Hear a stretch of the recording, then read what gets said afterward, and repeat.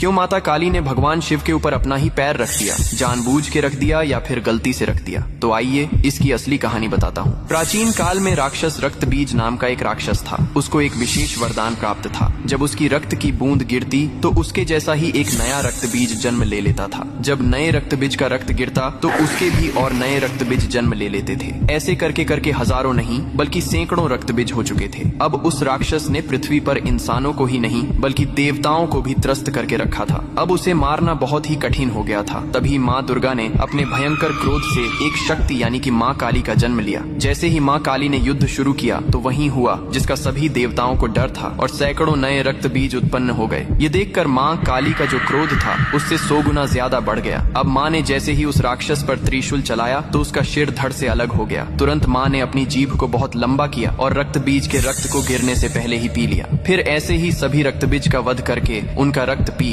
कर उनका क्रोध अब 100 गुना से 200 गुना बढ़ गया था। धरती कांपने लगी थी, समुद्र मथने लगे थे, देवता भयभीत होकर इधर उधर भागने लगे थे। तब देवताओं ने भगवान शिव से प्रार्थना की, हे महादेव, आप ही माता काली के संताप को शांत कर सकते हैं। शिव ने देवताओं की पुकार सुनी और माँ काली के सामने युद्ध भूमि में पहुंच गए। लेकिन माँ अपने तांडव में इतनी लीन थीं कि उन्होंने शिव को भी नहीं देखा। तभी भगवान शिव ने स्वयं माता के चरणों में लेट गए। जैसे ही माँ काली का पैर अनजाने में शिव के सीने पर पड़ा, तुरंत उनका क्रोध शांत हो गया। उन्होंने नीचे देखा तो अपने प्रिय पति शिव थे। यह देखकर उनकी जीभ शर्मिंदगी से बाहर निकल आई। इसके बाद शिव ने मुस्कुराते हुए कहा, हे माँ, तुम्हारा यह रूप सृष्टि के संतुलन के लिए था, लेकिन यह रूप अब धरती पर बहुत धाम से पूजा जाएगा। यही कारण है कि तस्वीर में और मूर्तियों में माँ काली को शिवजी पर खड़े हुए दिखाया जाता है, जो बहुत ही शुभ माना जाता है।